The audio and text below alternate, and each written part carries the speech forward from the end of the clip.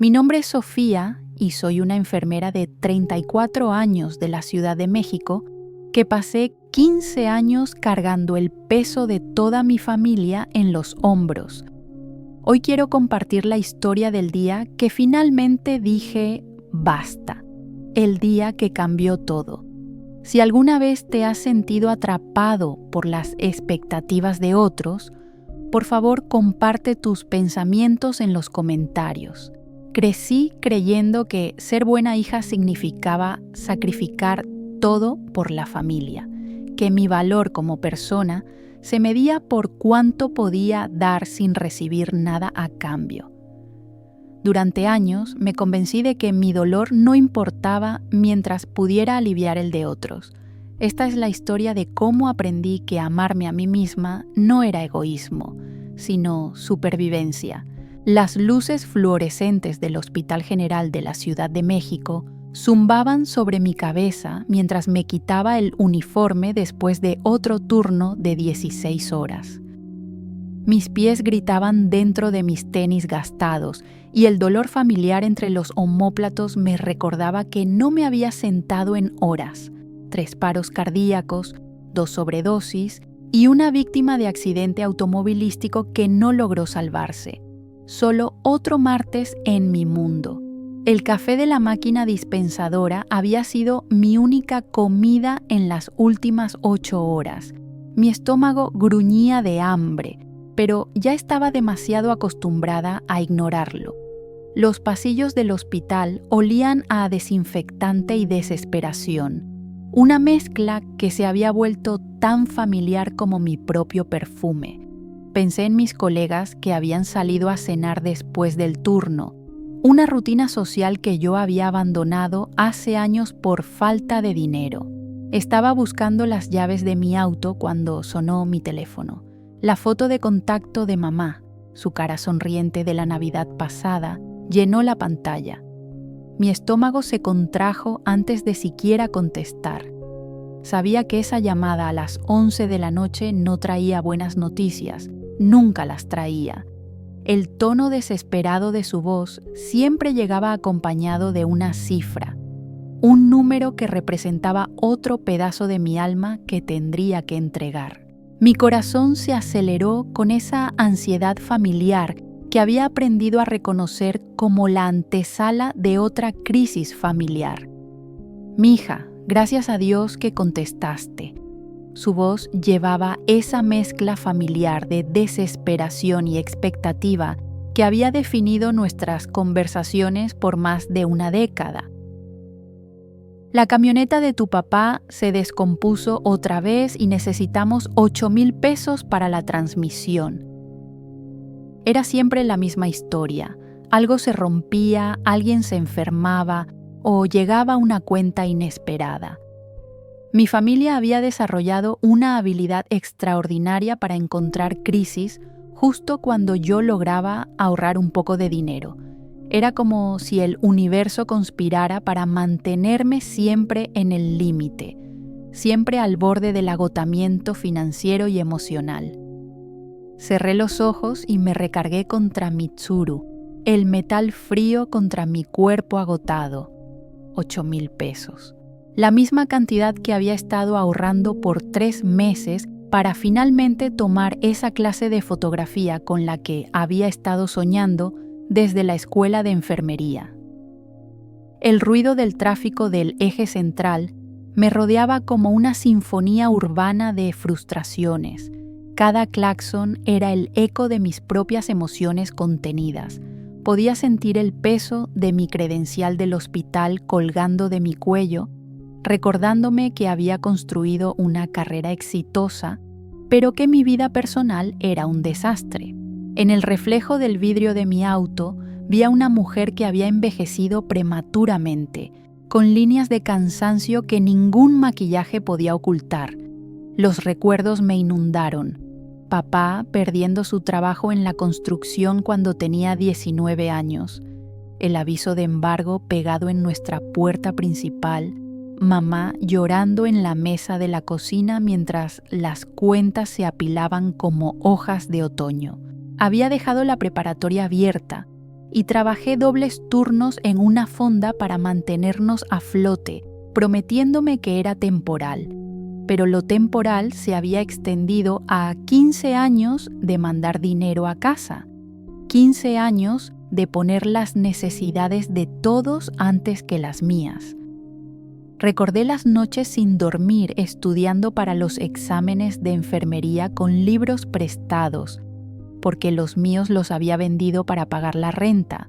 Mis amigas de la escuela habían hecho carreras brillantes, viajado por el mundo, se habían casado y tenido hijos, mientras yo permanecía congelada en el tiempo, atrapada en un ciclo de rescate y sacrificio.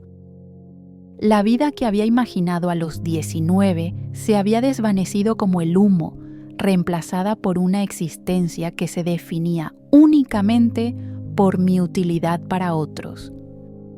«Sofía, ¿estás ahí, mi amor?». La voz de mamá me trajo de vuelta al estacionamiento del hospital. El sonido de las ambulancias a lo lejos se mezclaba con el rugir constante de la ciudad que nunca dormía. Podía escuchar en su voz esa combinación de cariño manipulador y necesidad desesperada que había perfeccionado a lo largo de los años. Era el mismo tono que había usado cuando era adolescente y necesitaba que cuidara a mis hermanos menores mientras ella trabajaba turnos nocturnos de limpieza. «Aquí estoy». Mi voz sonaba hueca, incluso para mí. Las palabras salieron automáticamente, como todas las respuestas que había dado durante años sin pensar realmente en lo que significaban. Era la respuesta de una hija obediente, de una mujer que había aprendido a existir únicamente en función de las necesidades de otros. En ese momento, ni siquiera sabía si realmente estaba ahí o si era solo una cáscara vacía respondiendo por costumbre. «No te pediríamos si no fuera una emergencia. Ya sabes lo orgulloso que es tu papá». Orgullo. Esa palabra me había costado incontables oportunidades, relaciones que terminaron porque no podía costear cenas en restaurantes, vacaciones que nunca tomé, sueños que archivé como libros viejos acumulando polvo. El orgullo de papá había sido más importante que mi educación, más valioso que mi felicidad, más sagrado que mis propios sueños. Era una palabra que se había convertido en una prisión invisible, en una cadena dorada que me mantenía atada a una vida que nunca había elegido. ¿Cuántas veces había escuchado esa misma justificación para pedirme dinero, tiempo, energía, pedazos de mi alma? 20 minutos después estaba parada en la cocina de mi infancia, el mismo piso de linóleo agrietado en patrones familiares, la misma mancha de agua en el techo por la gotera que nunca arreglamos. Papá se sentaba en la mesa, los hombros encorvados en derrota, mientras mamá se movía de un lado a otro preparando café que nadie quería. El olor a gas del piloto de la estufa se mezclaba con el aroma del café de olla que mamá hacía cuando estaba nerviosa. Un ritual que había presenciado cientos de veces durante crisis familiares. Las paredes de concreto sin pintar contaban la historia de una familia que siempre había vivido al día, donde cada peso era una batalla y cada gasto una negociación. En la mesa de formica rayada yacían recibos de luz, facturas del seguro social y papeles del banco que papá había extendido como evidencia de su desesperación. «El mecánico dice que podría durar otro año si la arreglamos ahora», dijo papá sin verme a los ojos. «Te puedo pagar cuando llegue el cheque de la pensión por invalidez». Los dos sabíamos que no podría. Los dos sabíamos que los cheques de la pensión apenas cubrían la despensa. Sus manos callosas, marcadas por décadas de trabajo duro, temblaban ligeramente mientras sostenía los papeles del mecánico como si fueran su sentencia de muerte. La camioneta Ford del 95 era más que un vehículo para él. Era su dignidad, Su última conexión con el hombre que había sido antes de que la lesión en la espalda lo obligara a retirarse. Verlo así, reducido a pedirle dinero a su hija, me partía el corazón y al mismo tiempo me llenaba de resentimiento. Miré alrededor de esta cocina donde había cenado cereal incontables veces, donde había estudiado para mis exámenes de enfermería mientras trabajaba 3 empleos, donde había visto el matrimonio de mis padres desmoronarse lentamente bajo el estrés financiero. Las paredes se sentían como si se estuvieran cerrando. El calendario de la Virgen de Guadalupe colgaba torcido junto al refrigerador viejo, marcando los días que había pasado sacrificando mi vida por la de otros.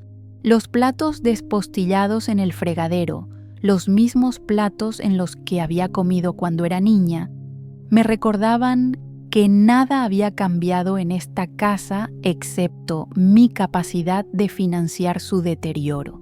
El crucifijo sobre la puerta me observaba como un testigo silencioso de todas las veces que había puesto las necesidades de mi familia antes que las mías, como si fuera mi deber religioso desangrarme por otros.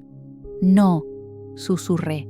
La palabra salió como un suspiro, tan suave que casi no la reconocí como mía.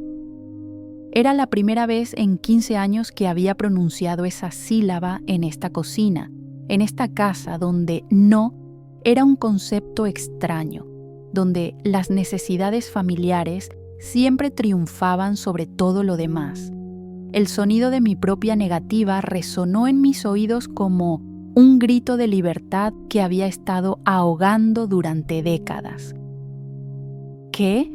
La taza de café de mamá se congeló a medio camino a sus labios. Su expresión cambió de súplica a shock, como si hubiera escuchado hablar a un fantasma. Era la primera vez que me veía negar una petición familiar, la primera vez que su hija obediente había roto el guión que habíamos seguido religiosamente durante años. El vapor del café se alzaba entre nosotras como una cortina, separando a la mujer que había sido de la que estaba a punto de convertirme. Dije que no. Mi voz se hizo más fuerte, sorprendiéndome incluso a mí. No puedo seguir haciendo esto. El silencio se extendió entre nosotros como un abismo. La cara de papá se enrojeció y los ojos de mamá se llenaron de lágrimas. Las mismas lágrimas que había usado para hacerme sentir culpable por años. Después de todo lo que sacrificamos por ti, la voz de mamá se quebró. Te dimos la vida, un techo sobre tu cabeza. Sus palabras llevaban el peso de la culpa cultural que había heredado de su propia madre, la creencia de que los hijos son eternos deudores de sus padres. Podía ver en sus ojos la misma manipulación emocional que había aprendido de la telenovela familiar que habíamos estado viviendo durante años. Era el libreto perfecto, la madre sufrida, el padre orgulloso, la hija ingrata que se atrevía a tener sueños propios. Y he estado pagando por eso cada día desde que tenía 19. Las palabras explotaron fuera de mí. 15 años de resentimiento suprimido finalmente liberándose. Nunca les pedí que sacrificaran nada. Nunca pedí nacer responsable de los problemas de todos los demás. Mi voz se alzó hasta convertirse en un grito que había estado conteniendo durante décadas. Cada palabra era un puñal que cortaba los hilos invisibles que me habían mantenido atada. Las lágrimas comenzaron a rodar por mis mejillas, no de tristeza, sino de liberación, como si finalmente estuviera expulsando un veneno que había estado corroyendo mi alma. El eco de mi voz en esa cocina pequeña sonaba extraño, como si otra persona hubiera tomado control de mi cuerpo para decir las verdades que yo nunca había tenido el valor de pronunciar. Papá se levantó abruptamente, su silla raspando contra el piso. ¿Entonces eso es todo? ¿Tu propia familia no significa nada para ti? Su voz tembló con una mezcla de ira y dolor que nunca había escuchado antes. Pude ver en sus ojos el momento exacto en que se dio cuenta de que su hija ya no era la niña obediente que siempre decía que sí, que la mujer frente a él tenía su propia voluntad y la estaba usando en su contra. Era la mirada de un hombre que acababa de perder su red de seguridad más confiable, su salvavidas emocional y financiero. Mi familia lo significa todo para mí. Por eso he renunciado a todo. Mi educación, mis relaciones, mis sueños. Me he estado ahogando para mantenerlos a todos a flote y ya no puedo más. Mamá lloraba abiertamente ahora, pero por primera vez sus lágrimas no me conmovieron. Sentí algo que no había experimentado en años: claridad. Era como si una neblina que había nublado mi visión durante décadas finalmente se hubiera levantado, permitiéndome ver la situación con una lucidez que me asustaba y me liberaba al mismo tiempo. Pude reconocer por primera vez que mis padres habían construido su estabilidad emocional sobre mi inestabilidad, que su comodidad requería mi constante incomodidad. La revelación fue brutal pero necesaria. Había sido la víctima voluntaria de un sistema familiar disfuncional. Los amo a los dos, continué, mi voz más firme ahora. Pero ya no seré su red de seguridad. Papá, necesitas solicitar más asistencia gubernamental. Mamá, necesitas buscar trabajo. Y los dos necesitan dejar de tratarme como una cuenta bancaria con piernas. Las palabras salían de mí con una fuerza que no sabía que poseía, como si hubiera estado ensayando este discurso en mi subconsciente durante años. Podía ver el shock en sus rostros, la incomprensión de que su hija sumisa finalmente había encontrado su voz. Era aterrador y liberador al mismo tiempo, como saltar de un avión sin estar segura de que el paracaídas se abriría. Caminé hacia la puerta, mi mano temblando en la manija. No los estoy abandonando. Estoy poniendo límites. Hay una diferencia. Al cruzar el umbral, sentí como si estuviera saliendo de una prisión en la que había vivido voluntariamente durante años. Cada paso hacia mi auto era un paso hacia una versión de mí misma que había estado enterrada bajo capas de obligaciones familiares. Detrás de mí, escuché los sollozos de mamá y la respiración pesada de papá, sonidos que normalmente me habrían hecho regresar corriendo, pero esta vez solo sirvieron para fortalecer mi resolución. Al cruzar el umbral, sentí como si estuviera saliendo de una prisión en la que había vivido voluntariamente durante años. Cada paso hacia mi auto era un paso hacia una versión de mí misma que había estado enterrada bajo capas de obligaciones familiares. Detrás de mí escuché los sollozos de mamá y la respiración pesada de papá, sonidos que normalmente me habrían hecho regresar corriendo, pero esta vez solo sirvieron para fortalecer mi resolución .do en la manija. No los estoy abandonando, estoy poniendo límites, hay una diferencia. El viaje a casa se sintió diferente. Las luces de la ciudad pasaban borrosas por mis ventanas, pero por primera vez en años, el futuro se sintió como algo que podía moldear en lugar de algo que simplemente me pasaba. El tráfico nocturno del periférico me daba tiempo para procesar lo que había hecho. Cada semáforo era una oportunidad para reflexionar sobre la decisión más difícil de mi vida. Las torres de departamentos y los edificios de oficinas me rodeaban como gigantes silenciosos, testigos de mi transformación. Puse música por primera vez en meses, una canción de Jesse and Joy que hablaba de renacer, y permití que la melodía llenara el vacío que había dejado años de silencio emocional. Mi teléfono vibró constantemente. Llamadas perdidas, mensajes enojados, luego silencio.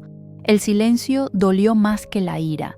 Los mensajes de WhatsApp llegaban como ráfagas. Tías preguntando qué había pasado, primos tomando bandos, hermanos menores confundidos por el drama. Mi familia extendida se había convertido en un tribunal improvisado, juzgando mi decisión sin conocer toda la historia. Pero, por primera vez, el juicio de otros me importaba menos que mi propia paz mental. Pero, 3 semanas después, cuando entré a ese estudio de fotografía en la Roma Norte para mi primera clase, cámara en mano y corazón acelerado de posibilidad, supe que había tomado la decisión correcta. Los ojos de la instructora se iluminaron cuando vio mis fotos de prueba. 15 años de momentos robados, capturados entre turnos y obligaciones familiares. El estudio olía a revelador y a sueños nuevos, un aroma que me transportó a la adolescencia cuando creía que todo era posible. Mis compañeros de clase hablaban con pasión sobre composición y luz, recordándome que existía un mundo entero de personas que perseguían sus pasiones sin disculparse por ello. Por primera vez en años, estaba en un lugar donde mi valor no se medía por lo que podía dar, sino por lo que podía crear. Tienes un don, me dijo. No dejes que nadie te convenza de lo contrario. Sus palabras resonaron en mi interior como una campana, despertando una parte de mí que había estado dormida durante años. Era la primera vez que alguien reconocía mi talento, sin conectarlo inmediatamente con una obligación o una expectativa. En ese momento entendí que había estado viviendo una vida prestada, interpretando un papel que otros habían escrito para mí sin preguntarme si era el que yo quería actuar. 6 meses después, papá encontró un trabajo de medio tiempo en una ferretería. Mamá empezó a limpiar casas. Se las están arreglando, aprendiendo lentamente a nadar sin tenerme como salvavidas. Nuestra relación es diferente ahora, más honesta, menos codependiente. Algunos familiares todavía no me hablan, pero otros me han agradecido en privado por mostrarles que está bien decir que no. Descubrí que papá había estado rechazando empleos durante años porque no eran dignos de él, mientras que mamá había evitado trabajar porque era más fácil pedirme dinero. La crisis los había obligado a confrontar sus propias excusas y a encontrar soluciones que siempre habían estado al alcance. Verlos adaptarse me llenó de orgullo y tristeza a la vez. Orgullo por su capacidad de resiliencia, tristeza por todos los años perdidos en una dinámica tóxica. El mes pasado vendí mi primera fotografía, un retrato de las manos de un paciente anciano que había tomado durante un momento tranquilo en urgencias. El cheque fue solo de 500 pesos, pero representaba algo invaluable, prueba de que yo existía más allá de las necesidades de mi familia, que tenía valor más allá de mi habilidad para rescatar a otros. La foto había sido exhibida en una galería pequeña de Coyoacán, entre obras de artistas establecidos, y ver mi nombre en la placa junto a la imagen me hizo llorar de emoción. El comprador era un coleccionista que dijo que la foto le recordaba a las manos de su abuela, que había visto en ella una humanidad profunda que trascendía la técnica. Era la primera vez que alguien veía mi trabajo no como un pasatiempo, sino como arte verdadero. Poner límites no destruyó mi familia, me salvó. Y al salvarme, les enseñé algo invaluable, que el amor no se mide solo por el sacrificio, sino por el valor de permitir que aquellos que amamos aprendan a pararse por sí mismos. A veces lo más amoroso que puedes hacer es dar un paso atrás y permitir que otros encuentren su fortaleza. Incluso cuando te rompe el corazón, especialmente cuando te rompe el corazón.